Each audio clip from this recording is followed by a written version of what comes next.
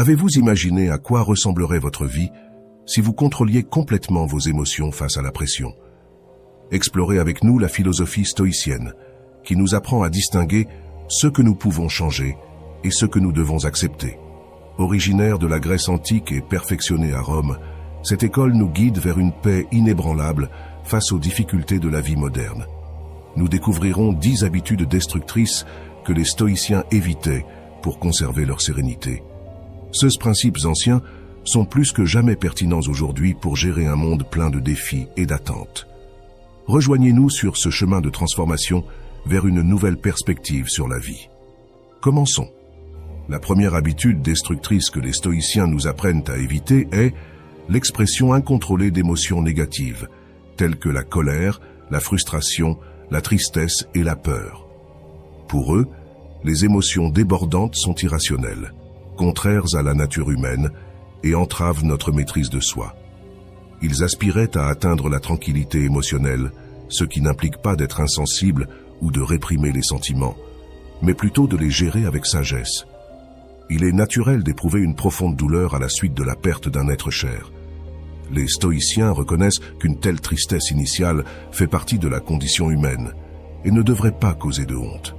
Ils mettent cependant en garde contre une prolongation inutile de ces souffrances. Ils conseillent de gérer le deuil de manière privée, rationnelle et avec sérénité, sans en faire un spectacle pour les autres. Afficher ouvertement nos émotions, notamment négatives, peut avoir de multiples conséquences néfastes. Cela peut inutilement amplifier des problèmes mineurs, perturber la paix des autres, diminuer notre autorité et notre leadership, et révéler des vulnérabilités qui pourraient être exploitées. Au lieu de se laisser emporter par le courant des sentiments éphémères, les stoïciens proposent un exercice de réflexion. Dialoguer intérieurement avec nos émotions, s'interroger sur leur finalité et leur utilité. Contribue-t-il réellement à résoudre la situation ou à l'aggraver? Cette distance nous permet de prendre le contrôle en optant pour des réponses rationnelles plutôt que des réactions impulsives. Visualiser les émotions comme des phénomènes passagers est également crucial. Rien n'est permanent et cette perspective contribue à relativiser l'intensité de nos réactions. La proposition stoïcienne n'est pas de supprimer les émotions, mais de les traiter de manière constructive et, si nécessaire, de les partager discrètement avec des personnes de confiance.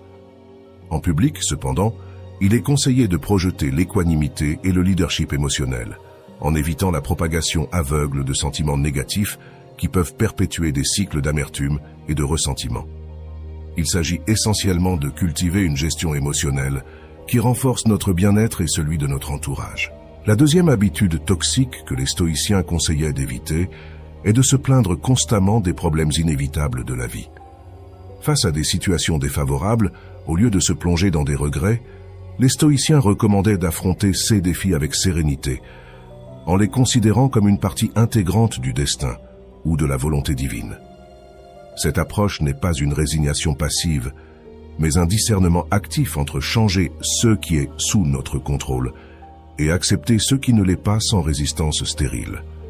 La philosophie stoïcienne nous présente le concept de *amor, fati *, ou amour du destin, qui implique non seulement de tolérer, mais d'apprécier chaque événement comme un élément nécessaire d'un tout plus vaste. Chaque défi est considéré comme une opportunité de grandir et d'apprendre, en reconnaissant que dans le grand schéma de l'univers, rien n'est intrinsèquement mauvais.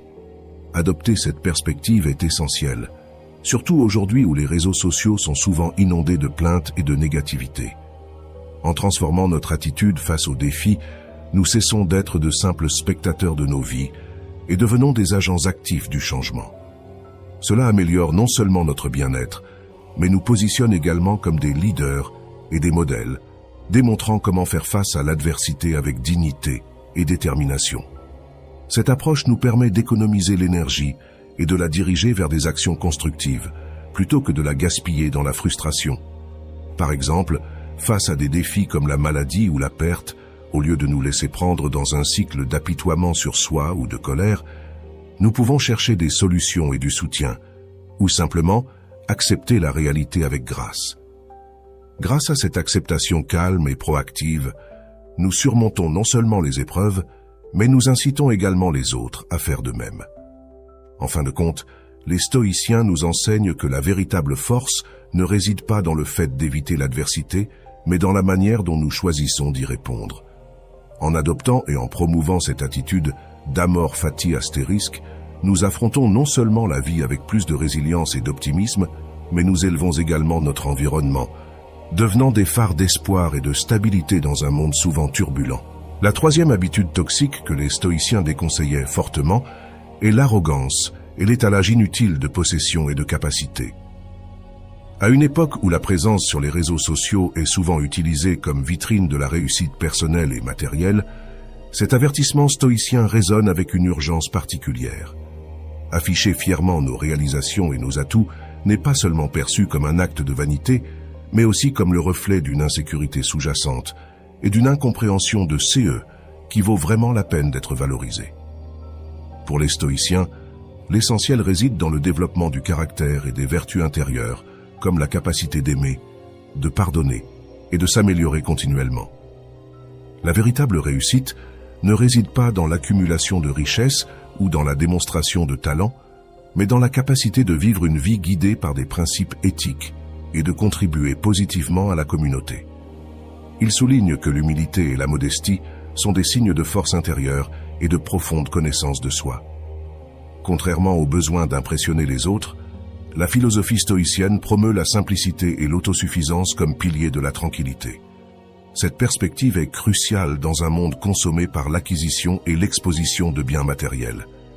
Une technique stoïcienne utile, lorsque la tentation de se montrer se fait sentir, est d'imaginer perdre tous ces biens précieux, nous laissant seuls dans une pièce vide. Cet exercice nous confronte à la question essentielle. Qui sommes-nous sans ces ornements extérieurs ? Cela nous oblige à réfléchir à ce qui compte vraiment et à ce qui reste inchangé face à la perte, notre caractère, notre sagesse, notre amour et notre volonté. En prenant conscience des motivations derrière l'arrogance et la recherche d'approbation, nous commençons à guérir ces insécurités sous-jacentes et réalisons que nous n'avons pas besoin de validation externe pour affirmer notre valeur.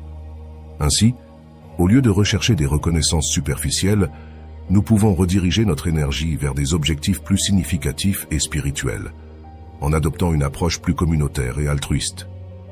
En fin de compte, abandonner la fierté au profit de l'humilité nous transforme en véritables serviteurs des autres, offrant de véritables contributions qui reflètent et renforcent notre dignité intrinsèque. La quatrième habitude toxique que les stoïciens évitaient est la tendance à critiquer et à dire du mal des autres. Ils ont reconnu l'impact négatif que les mots peuvent avoir sur les relations et les réputations. C'est pourquoi ils ont encouragé le maintien d'une attitude compréhensive et bienveillante envers les erreurs des autres. Cela ne veut pas dire tout approuver sans discernement. Certes, il y a des comportements qui méritent d'être remis en question, mais les stoïciens faisaient une distinction essentielle entre critiquer les actes et dénigrer le caractère des gens. Dans le monde d'aujourd'hui, nous voyons comment, sur les réseaux sociaux et dans les débats publics, les discours peuvent devenir très polarisés et virulents. Une opinion impopulaire ou une erreur peut déclencher une vague de critiques qui non seulement souligne la faute, mais cherchent à détruire définitivement la personne. D'un point de vue stoïcien, cette réaction est un exemple de CE que nous devons éviter, devenir la même foule en colère que celle que nous critiquons. Les stoïciens proposaient de lutter contre les comportements préjudiciables dans un esprit de réforme plutôt que de punition. Lorsque nous signalons une erreur, nous devons faire appel à la raison et à la capacité d'amélioration de la personne, en lui offrant la possibilité de rectifier. Cette vision n'implique pas d'être permissif avec le mal, mais plutôt de reconnaître le potentiel de chaque être humain à s'améliorer.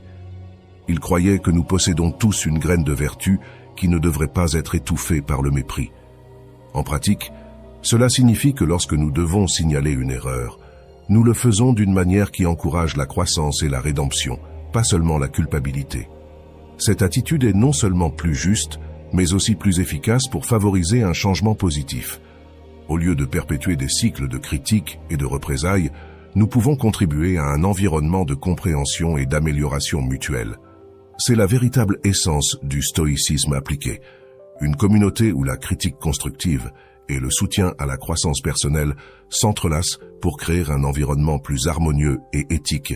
La cinquième habitude toxique que les stoïciens s'efforçaient d'éviter est la recherche obsessionnelle de la renommée, du statut social et de la reconnaissance extérieure.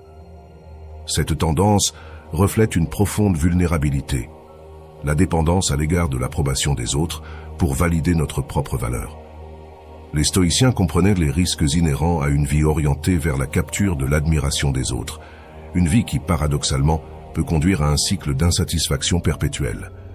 Bien qu'il soit naturel d'être reconnu pour ses réalisations, il existe un gouffre entre recevoir un compliment occasionnel et vivre selon un jugement extérieur. Ce besoin constant de validation nourrit non seulement un ego incertain, mais il nous détourne de notre noyau éthique et de notre indépendance de pensée.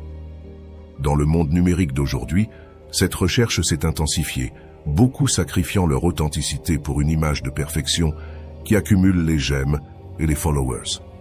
La question clé que pose le stoïcisme dans ce contexte est la suivante. Quel vide essayons-nous de combler par une obsession du statut ou de la renommée? La réponse stoïcienne est claire. Aucun niveau de reconnaissance externe ne peut véritablement satisfaire les manques internes. Au contraire, cela tend à laisser les gens encore plus vides et mécontents. Les stoïciens promouvaient une vie basée sur ses propres valeurs et non sur la recherche de l'approbation. Ils croyaient fermement que le bonheur et la vertu découlent de la cohérence avec nos principes et du maintien d'une solide indépendance mentale. Il ne s'agit pas de s'opposer aveuglément aux opinions majoritaires, mais de développer la capacité d'écouter des points de vue divers, d'absorber ce qui est utile, tout en gardant toujours une autonomie dans notre pensée et nos actions. Les stoïciens nous encouragent à ne pas trahir nos principes, ni à adopter des idéologies populaires simplement par désir de nous intégrer.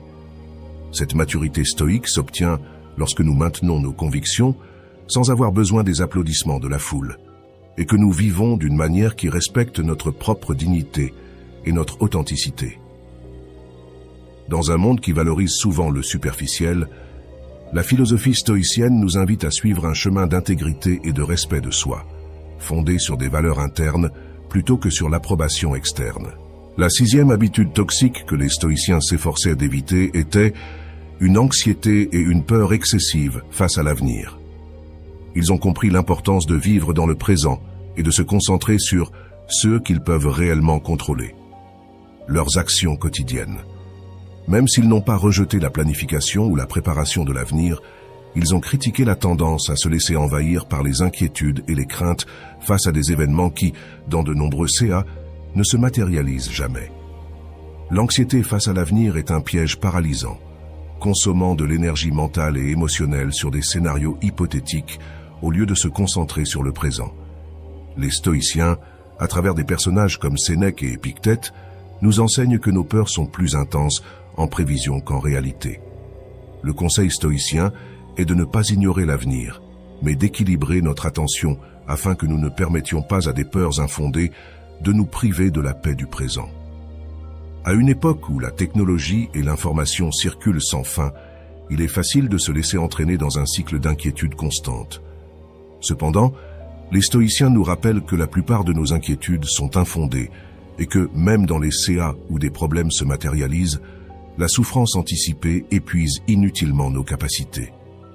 La pratique stoïcienne nous invite à nous concentrer sur ce que nous contrôlons, notre réponse aux événements, nos décisions quotidiennes et notre croissance personnelle.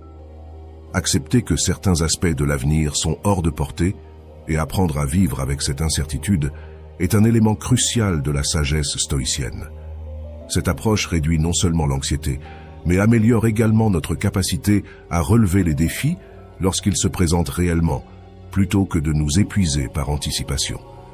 Le véritable défi n'est donc pas d'éviter la planification ou la prudence, mais d'empêcher l'anxiété et la peur de dicter nos vies. Les stoïciens nous apprennent à planifier avec parcimonie, mais sans laisser le souci de l'avenir éclipser notre capacité à vivre pleinement le présent et à profiter des petites victoires et des plaisirs quotidiens.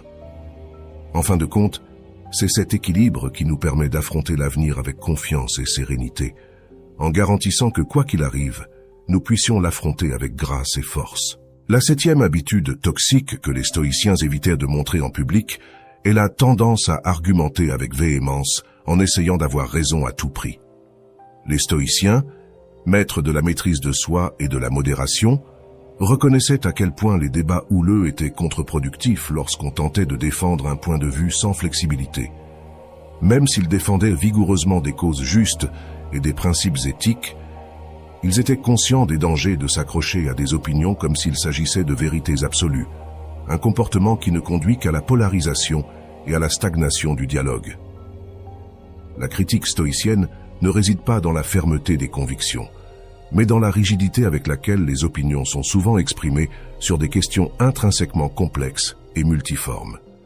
Cet attachement extrême à ces croyances peut conduire une personne à identifier toute perspective opposée comme une attaque personnelle, ce qui ne fait que détourner l'attention de la recherche de vérités plus profondes vers la défense de son ego. Les stoïciens proposaient une approche plus constructive de la discussion, où l'objectif n'était pas de vaincre l'autre, mais de comprendre et éventuellement d'enrichir sa propre perspective. Cela implique de reconnaître et de valoriser les arguments valables des autres et d'être prêt à admettre « Vous avez raison sur ce point, je n'y avais pas pensé de cette façon ». Cette attitude encourage un échange intellectuel plus sain et plus productif, loin des dynamiques toxiques gagnant-perdant. Bien entendu, les stoïciens ne préconisaient pas d'abandonner des idéaux éthiques essentiels simplement pour éviter un conflit. Cependant, ils distinguent clairement les principes fondamentaux qui méritent une défense véhémente et les opinions sur des questions de moindre importance ou celles qui admettent de multiples interprétations valables. Cet équilibre entre fermeté dans les fondamentaux et flexibilité dans le secondaire est crucial pour cultiver non seulement un esprit plus ouvert, mais aussi une communauté plus harmonieuse. Les stoïciens nous enseignent que le véritable défi n'est pas simplement d'avoir une opinion, mais de la maintenir de telle manière que nous restons ouverts à l'apprentissage des autres. Cela évite non seulement l'épuisement émotionnel dû à des débats infructueux, mais nous permet également de grandir intellectuellement et spirituellement en intégrant de nouvelles perspectives et connaissances, nous rapprochant ainsi d'une compréhension plus complète et nuancée des problèmes complexes auxquels nous sommes confrontés. Si vous êtes arrivé jusqu'au bout, je tiens à vous remercier du fond du cœur. Vous n'êtes pas simplement un spectateur parmi tant d'autres. Vous êtes quelqu'un qui cherche activement à améliorer sa vie, qui ne baisse pas les bras et qui croit au pouvoir du changement. C'est énorme. Si vous avez réellement suivi toute la vidéo avec moi, laissez un commentaire en disant « Je suis sur le chemin stoïque ». Ce sera notre signe secret montrant votre engagement dans cette aventure transformative. Et si ce n'est pas encore fait, abonnez-vous. Ensemble, nous transformerons chaque défi en victoire.